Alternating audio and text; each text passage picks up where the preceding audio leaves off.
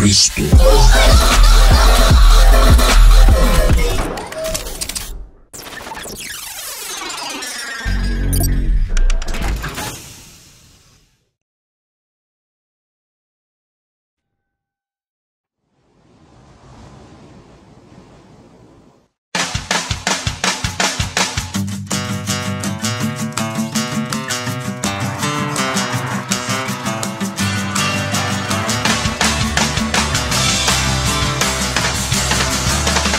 We're in San Diego this week capturing mocap for cinematics. Stigmeti and I came down here about 4 months ago just to tour the facilities. It's really impressive down here actually. It's a big stage. They do full body mocap. They can do hands and faces down here, and they have a ton of crazy toys. It's amazing that we have this facility that Sony owns that is basically at our disposal, and the teams here are really great. We're suiting up. Getting her suited up for the day, yeah. Velcro custom suit we get made specifically for motion capture. We have some colored panels on there just to accentuate the actors when they're out there, just to make sure that we can see exactly what's going on instead of having an all black suit with the all black floor. And this is the Gumby suit. We need a mocap. Mocap is basically markers in space that are seen by cameras. They're calibrated to be able to be triangulated into a certain point in space. It really serves as kind of a basis for us to layer animation on top of. Got a little coffee, my shades on. This is how we do LA mocap. Body twist, ankle and knee. This is called the ROM, or the range of motion, where we show all of our flexibility and bendability of our body so that the computer can track our markers. Gaia and Titans are going to be climbing up Mount Olympus, so this is our Mount Olympus right there. Don't try this at home, kids. As much as I've directed before was with my little sister and my little brother when we were kids, and our parents had the video camera. But it's fun. I think if you know what to do and you can communicate with people honestly and you know what you want, they love it, and people are having fun if you are. Ariel, we're going to do the following now? We're not necessarily as concerned with perfection in really subtle movements because we know that that subtle animation is going to be done by the animators in-house. As long as we can see the character there, then we're getting what we want.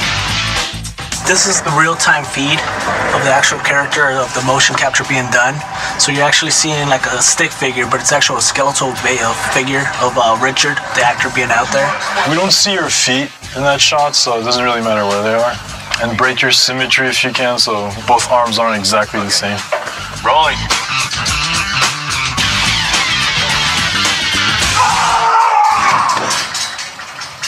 All right, thank you. That was good. Yeah, what you're actually seeing here is the mocap actor actually driving the Gaia character in real time. So, Air down. It's definitely amazing technology. Take two, ready. Rolling.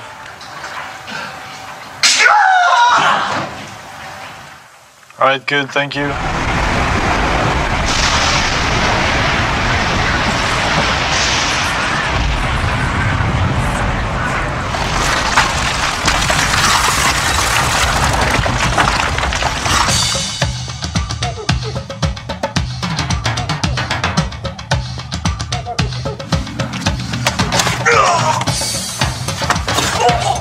Is doing well. He's been a great director. Definitely knows the shot he wants, and he gets it.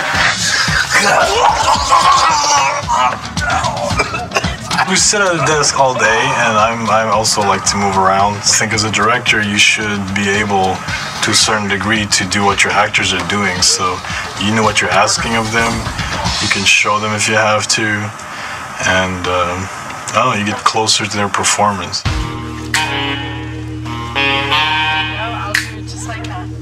Don't ever put that in the making of video. This is actually a first for me to do motion capture on a bed with pillows. We're working on the Sex minigame. The sex minigame with Aphrodite. So we'll have two of the girls today just doing both the parts of the servant girls and Aphrodite, which we have blocked out. So it should be an interesting afternoon. If we have time tomorrow afternoon, maybe we'll put Medi in a suit because there are some things I'm sure. If I'm going to do that, I'd rather do it now to do the sex minigame with Ava and Michelle. Oh, I'm not directing it if you get in a suit. That's all I gotta I'll direct say. from the bed. Yeah. I'll be Aphrodite. I'll be like, you touch me here. You put your leg there. Yes. Let's do take 55. Ava? All right, let's do take 1. Kratos, it's been far too long.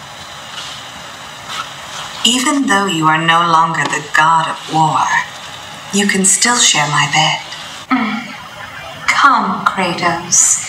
Let us forget all about Zeus for a while.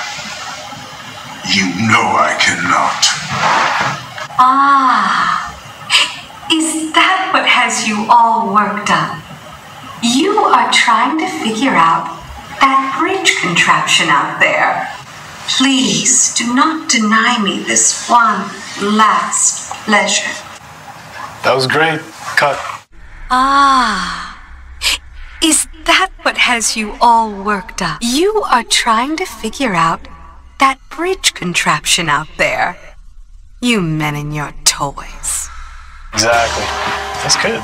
I think for casting for this, Mehdi found people who were good with their body in terms of motion. We picked actors that had to be comfortable with a little bit of stunt work and a little bit of naughty work.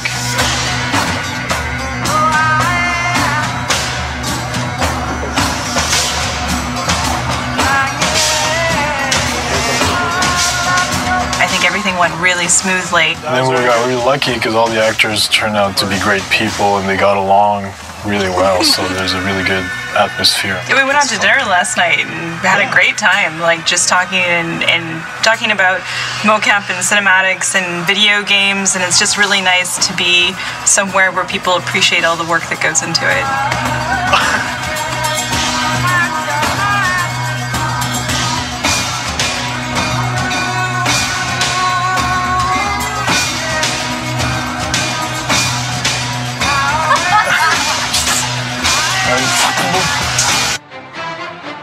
The God of War 3 music production plan is pretty extensive. Today we're working at Skywalker Sound in Marin County.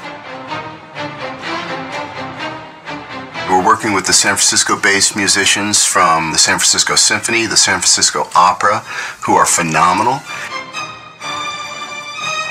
We're really fortunate to be working with legendary engineer Leslie Ann Jones. Tim Davies has orchestrated everything, and he's conducting from the podium. That's pretty sweet. He really knows the music, and he really puts his all into interpreting what the composers are after. Really pointed. Give me that nice pop on the end of each group. Here it is.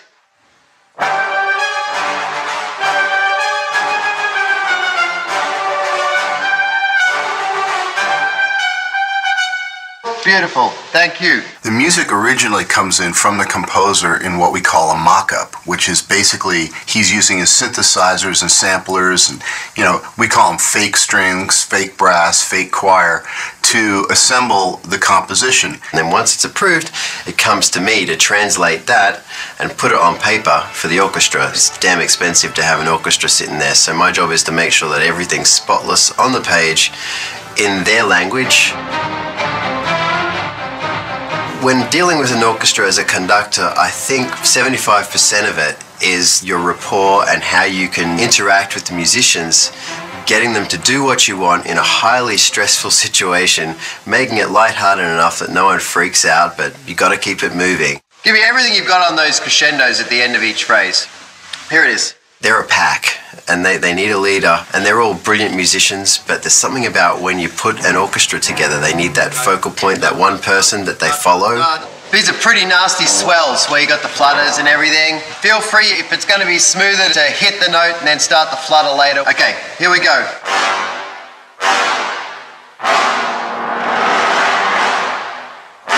They can smell when you walk into the room, if you can do it and if they're going to go with you. I've been lucky that, they like me, and I've been here a lot to the ranch to conduct, and, it works really well, and they're a great orchestra.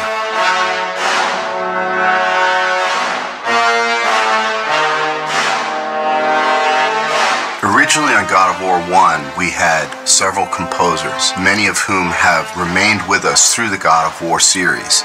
And the reason for this is not because one composer wouldn't necessarily be able to compose the whole score. It's because the variety that their different styles bring to the table is actually a tremendous advantage. Why are there 5 composers on this collection? Well, that's a question for somebody else who did the hiring, because I'm sure that any one of us would be quite happy to bump the other ones off and do it all by ourselves. And a different alternate to that answer is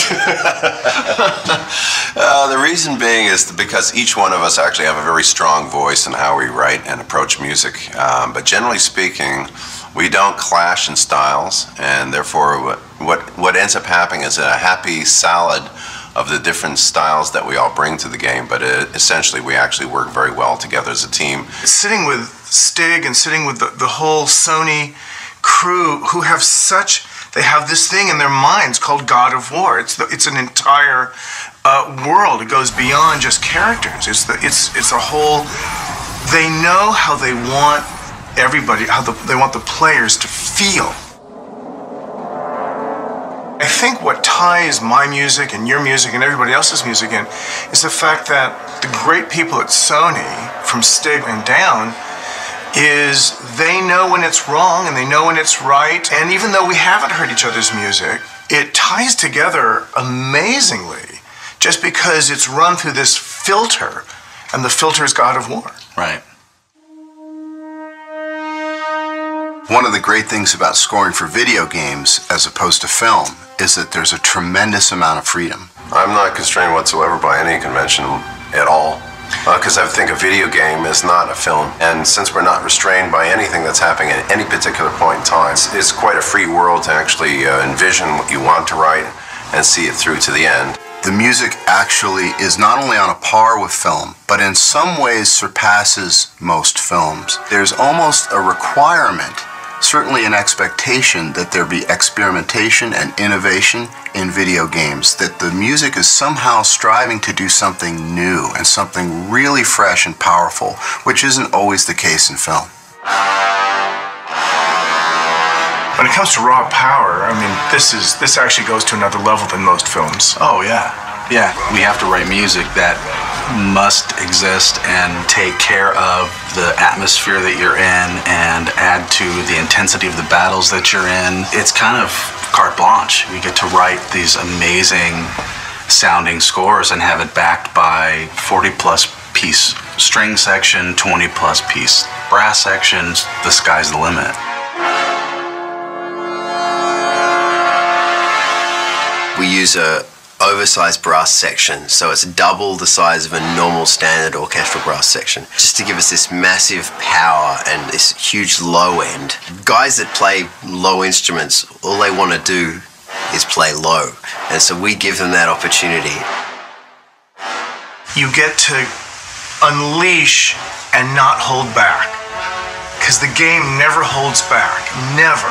I talked to the orchestra and I said, if you have any moment that you have all of a sudden a feeling of lyrical beauty coming your way, ignore that completely and just go for the brutal, brutish, aggressive mentality of this score, and you'll never go wrong. That's hugely fun. And it's so much more fun to write bad music than to write, good music. This is one of those games that actually lets you go all the way to the end of how big could it be, how nasty could it be. And it's great to do that. Of course, at the end of it, you just want to do a romantic comedy with some clarinets and...